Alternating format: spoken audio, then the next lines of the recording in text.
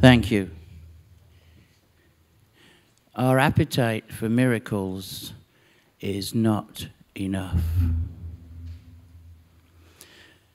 There's a time that each of us knows, and it comes without warning. Suddenly it comes so silently, and it descends upon us like a net, a grid of light. It's indifferent to our plans, to our hour. It just falls on us. And however our time was allotted and conceived, the plan fades away. And under that light, as though the lines were lead in a church window, we just see light. And all the final furnace of transmutation, there is no fact that remains. All hallucinations are equal. And our appetite for miracles is never enough. In that light, we begin to see, not with the eyes of our mind, but with the eye behind our mind, and we begin to finally see, to shed nature's trap, to realize that mortality is nothing but a physical body, a false bondage filled with compassion. And in that light, these things are heard and seen, but they are seen not from without, but from within. And from a place deep within a miracle of stars, where there is no distinction of words or actions, but only a discernment of feeling. And in that miraculous light, it is not feeling that is regarded, because all that is done with feeling melts and dissolves like sand into glass in the heat of a nuclear weapon. This is all you really are. Sand melting. And this is what must be regarded. This is the lack of all feeling, and this feeling is shallow and thin and so empty. It's a hungry ghost.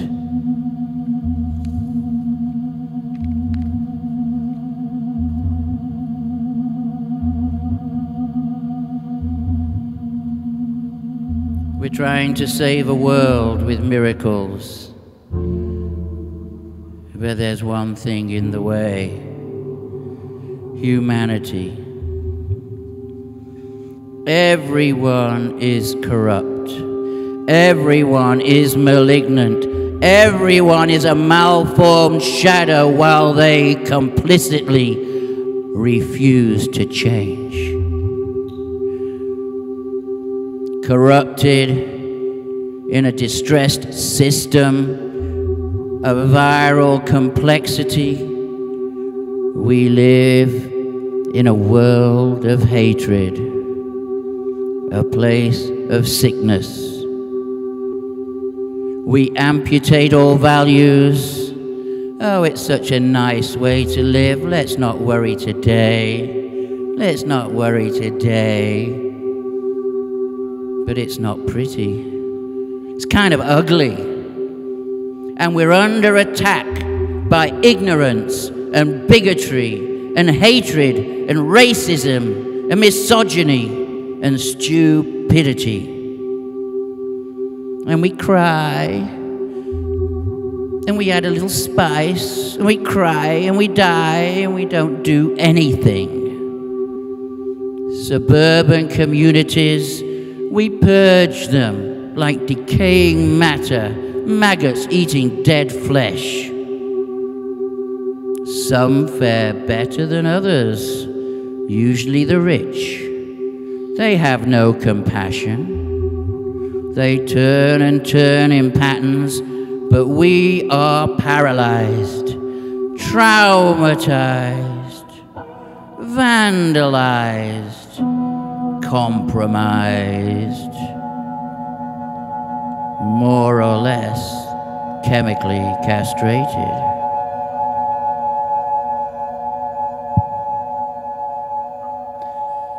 So right now, here we are, morally incompetent, thinking, yes, it's so easy to be thinking. We trust in salvation. We think someone will sort it out, it'll be okay. We always sort it out, we always figure it out, we always survive. Of course we do, we always do. Until the balance tips. And now we're hurt, and we can't run away. And we're ripped open inside, and we can't run away. And we're stuck in this closed system, and we cannot run away. And all your goodness, that's atrophied. It's just rancid. It's rancid love.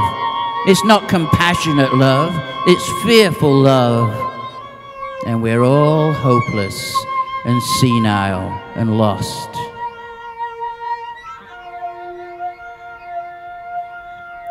Humanity is the virus. Humanity is the virus. In a beautiful world, made pure and wonderful, what makes it sick? What's the cancer? Humanity is the virus.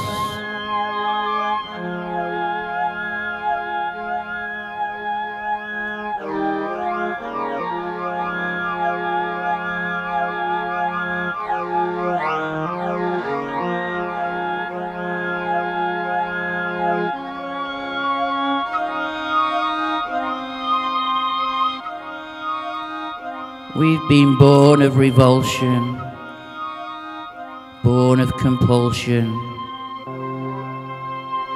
How do we begin?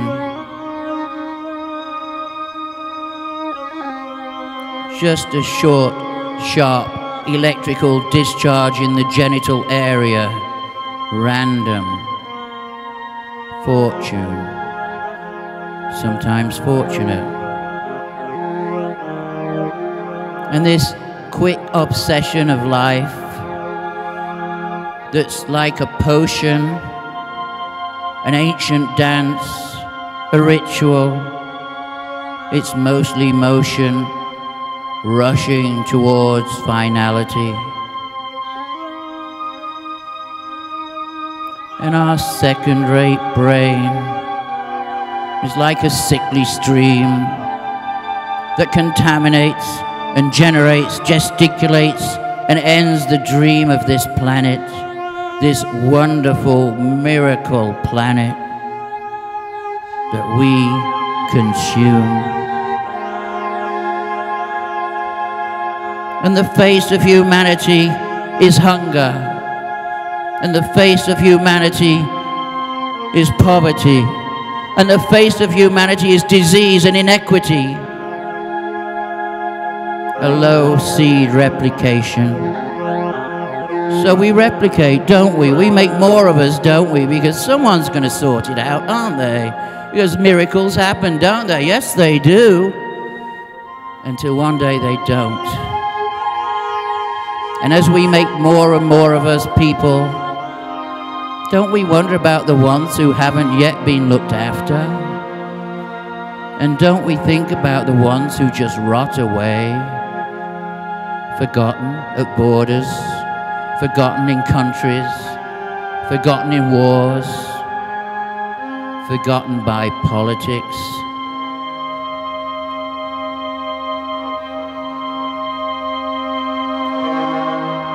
This way we work as a species is like an anvil of unnatural selection. There's a crippled gene inside us all, and we're drowning. And this mutant gene, it's just dropping us into the falling death of ourselves. And we feast upon ourselves with our pathetic appetites for more to consume, more to have, more to own. And in this gnawing belly of pretense, there is an engine of malignancy. And we run away from ourselves in disgust at our own unnatural nature. And we evacuate our weakness and spew our promises from diseased political spaces. This prison of hope, this breathing of eternity, this breeding into eternity, this hateful, disfigured creature we have become as a species, this is what we are. Humanity is the virus. Humanity is the virus. Humanity is the virus. And we are wallowing and swallowing in inertia, hoping someone else will sort it all out. We would mate with corpses, avoiding responsibilities, relieving ourselves of any fortune, rejecting our future, in a miserable attempt to hold on present time. Time is that which emits. Time is that which continues until we stop watching. Time has no measurement. Humanity is the virus. Humanity is the virus.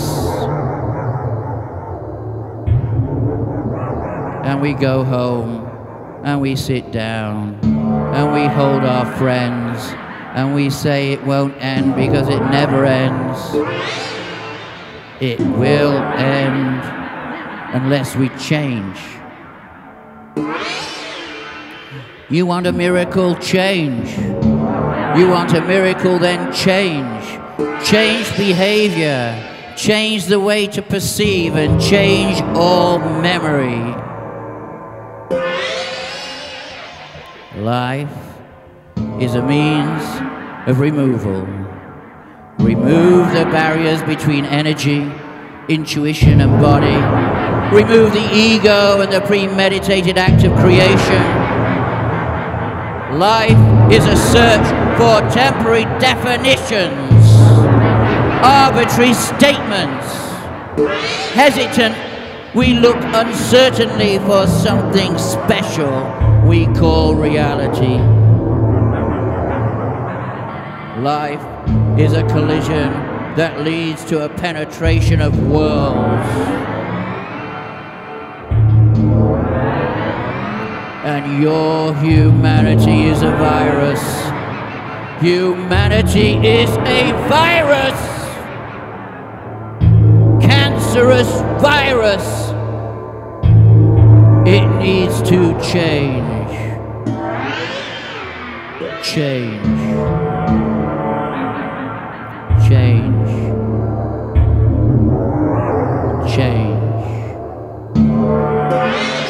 Change. Change.